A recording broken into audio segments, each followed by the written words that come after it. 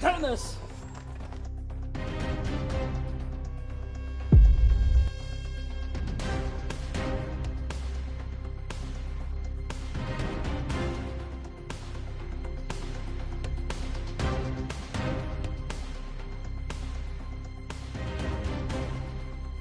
አንተ የሰው ጭራቅ ሰማኛለህ? አብቅቶልሃል ተፈራ። አየህ አይደለ? ለስርዓት አልገዛም ያለ ሰው በጉልበት እንዴት እንደሚገዛ አየሁ አይደለ? በጣም ተሳስተሃል። ለእንዳንተ አይነቱ ማኔጄን አልሰጥም። ትገርማለህ። አሁንም እጃችን ውስጥ ገብተህ እያናፋ ነው። መርም እኮ እዚህ ቤት ውስጥ ምንም ወንጀለኛ እንደሌለ ነገርሽ ነበር። ሲምባ ስለሚባለው ወንጀለኛ እያንዳንዱ መረጃ አለኝ። ቆይ ለምን ይመስልሻል አንቺን በስምሽ እየጠራሁሽ ያለሁት? ስለ ላይኩን፣ ስለ ልጅሽ ዳግም ሁላችሁም ወንጀለኛውን ለመደበቅ እያደረጋችሁ። ኑሐሚን ክፍል 162 ተለቋል። ቤተሰብ አቶ ላይኩን እስከ ቤተሰቦቹ ተፈራን አግቶታል። ተፈራ ደግሞ በጎን ተሰማን አግቶታል። ቤተሰብ አምራንና ዶክተሩ እንግዲህ አሁንም ፊት ለፊት ተፈራ እንደሚጋፈጡ ነው እያሰቡ ያሉት ማለት ነው።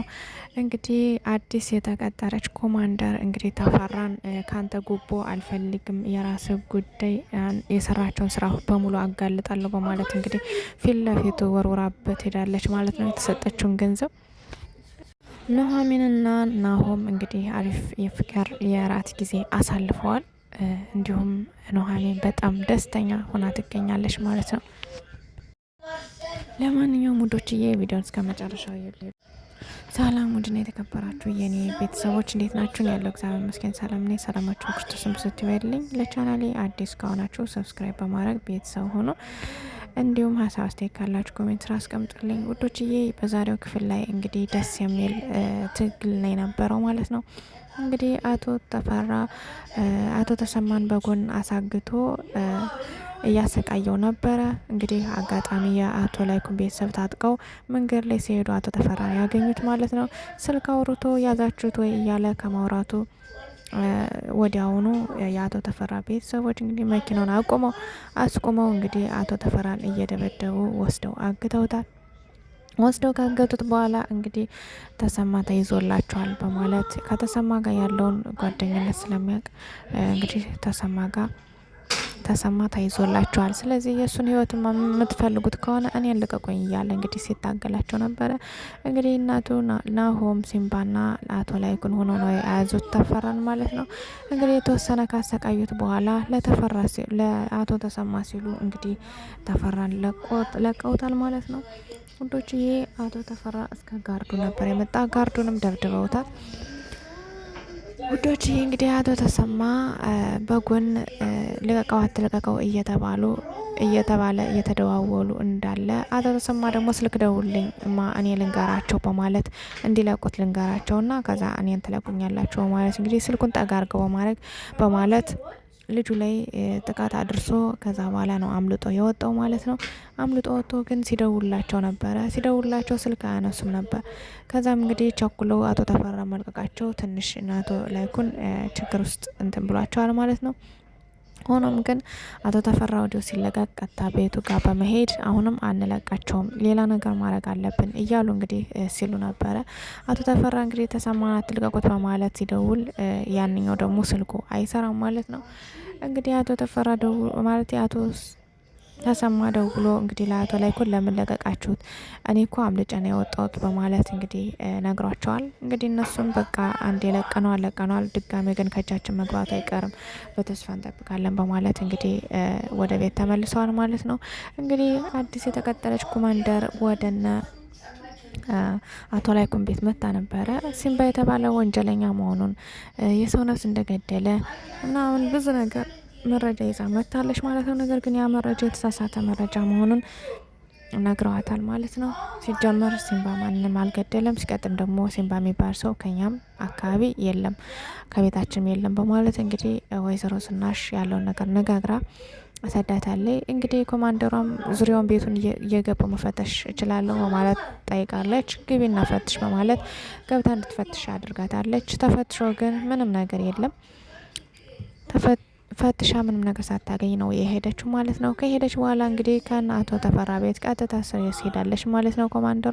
ኮማንደሯ እንግዲህ አጋጣሚ የሆነ ቦታ እየደረሰች ወንጀል እያጣራሽ ባለችበት ታይም የአቶ ተፈራ አዛዦች እንግዲህ ብር ለሷ ሰጠዋት ነበር፣ ጉቦ ማለት ነው። ያን ብርም ተቀብላ ስታበቃ ቀጥታ ከአቶ ተፈራ ቤት ነበር ሄደችው። ከአቶ ተፈራ ቤት ከሄደች በኋላ እኔ ያንተን ብር ምፈልግ ይመስላል፣ ይሄ ምንድን ነው? እኔ መንግስት የሚከፍለኝ ደሞዝ ይበቃኛል፣ በቂ ነው። ስለዚህ እኔ ላንተ ብዬ ወንጀል የምሰራ ሰው፣ ለብር ብዬ ወንጀል የምሰራ ሰው አይደለሁም። ስለዚህ ይሄንን አብረት ተጠቅላ ተቀበርበት በማለት እንግዲህ ፊቱ ላይ ወርወራበታለች ማለት ነው። እንግዲህ አቶ ተፈራ ለማታለል ሞክሯል። እኔ ህገወጥ ስራ አልሰራም፣ የድሆች አባት ነኝ እያለ እንግዲህ ብዙ ነገር እሷን ለማሳመን ሞክሮ ነበር። እሷ ግን ልታምን አልቻለችም። ሲጀምር የራስ ጉዳይ ነው፣ እንደፈለክ ማድረግ ትችላለህ፣ እንደፈለክ ማንትን ማለት ትችላለህ። እኔ ግን ነገ አሁንም ያለውን ሁሉ ነገር የሰራውን ስራ ጎልጉሌ ማውጣቴና ለህግ ማቅረቢያ አይቀርም በማለት እንግዲህ ፎክራበት ወጣለች ማለት ነው። እንግዲህ አቶ ተፈራ ውስጡ ቦጭ እያለ ይገኛል ማለት ነው ውዶችዬ። ያው እንግዲህ አንድን ነገር ስንሰራ፣ ህገወጥ ስራ ስንሰራ ምን ያክል ዋጋ እንደሚያስከፍለን ታውቃላችሁና እንግዲህ አቶ ተፈራ ደግሞ የሰራው ስራ ብዙ ሰዎችን የጎዳው አምላክ እንግዲህ ይጥለዋል ማለት ነው ውዶችዬ። እንግዲህ አቶ ላይኩን ከቤተሰቦቹ ጋር እያወራ ነበረ። ለምን ለቀቅ ነው ምናምን እያሉ እንግዲህ ከእናቶ ተሰማ ጋርም ተገናኝተው ሲያወሩ ነበረ።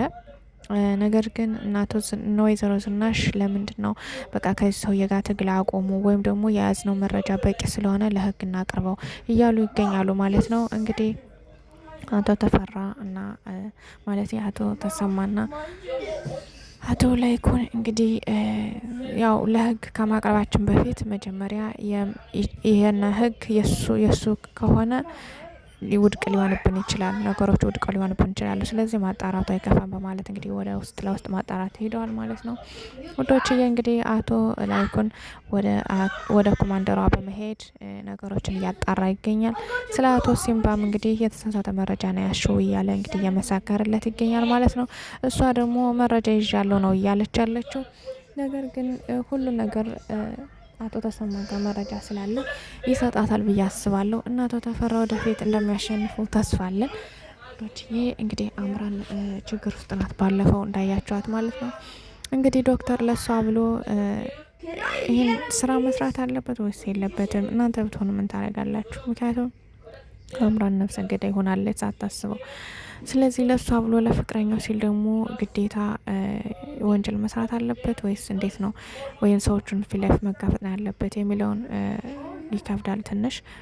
እንግዲህ ዶክተር ያሰበው ፊት ለፊት ከነናሆም ጋር ሆኖ ይህን ሰውዬ ከባድ ቢሆንም የታጠቀ ኃይል ቢኖራቸውም ፊት ለፊት መጋፈጥ እንዳለበት ነው እየነገራት ያለው። እሷም እንግዲህ እኔ አንተ ህገወጥ ስራ ወይም ደግሞ የሰው ህይወት ከምታጠፋ የሰው ህይወት ለሱ ብለ ሰርጀሪ ከምትሰራ እኔ ፊት ለፊት ለህግ ብሰጥና ተፈራን ባጋልጠው እመርጣለሁ ማለት እንግዲህ ለሱ ለዶክተሩ ነግረዋለች ማለት ነው። ዶክተሩም እንግዲህ ምንም እኔ አንቺን ማጣትም መጎዳትም አልፈልግም፣ ስለዚህ ለእኔ እስቲ እባክሽን ስራ እንዳታደርጊ፣ ስለዚህ እኔ ምንም ነገር ላረግ አልችልም፣ የሰው ህይወት አላበላሽም፣ ነገር ግን ፊት ለፊት እንጋፈጠዋለን በማለት እንግዲህ አምራን ነግሯታል ማለት ነው። አምራንም እንግዲህ ቀጥታ ከተፈራ ቤት በመሄድ አንተ እየተረገምክ ሰውዬ የሆነ ነገር እሱን ዶክተሩን አሰራዋለሁ ብትል ወይም ደግሞ በሱ በህይወት ላይ የሆነ ነገር አደርጋለሁ ብትል እኔ ያደረግከውን በሙሉ ለህግ አሳልፌ ሰጥቼ ራሴንም ለህግ አሳልፌ ሰጣለሁ በማለት እንግዲህ አስፈራርተው መታለች ማለት ነው ውዶችዬ። እንደዛ ስታስፈራራው ደግሞ ለጥፊ መቷታል። ለጥፊ ቢመታትም አልፈራህም፣ ምንም ቢሆን ሞትንም ምንም ምፈራ ሰው አይደለሁም፣ ስለዚህ ራሴን ለህግ አሳልፌ ሰጥቼ አንተንም ስራ አጋልጣለሁ በማለት እንግዲህ ፎክራበት ወደ ቤት ተመልሳለች። እንግዲህ ለዶክተሩም ነግረዋለች ማለት ነው። ዶክተሩም እንግዲህ በቃ አይዞች ተረጋጊ ብሎ እያረጋጋት ነበረ ማለት ነው ውዶችዬ። እንግዲህ ድራማው የሚያቆመው አቶ ላይኩን ከኮማንደሯ ጋር እያወራ ነው የሚያቆመው ማለት ነው። ለማንኛውም ቀጣይ ክፍል ምን ይፈጠራል የሚለውን ይዘንላችሁ እንቀርባለን። ውድና የተከበራችሁ የቻናል ቤተሰቦች የዛሬ ክፍል ከብዙ በትንሹ ይመስል ነበር። ቀጣይ ክፍል እስከምንገናኝ ደህና ሰንብቱ። መልካም ምሽት ተመኘሁላችሁ። ባይ ባይ።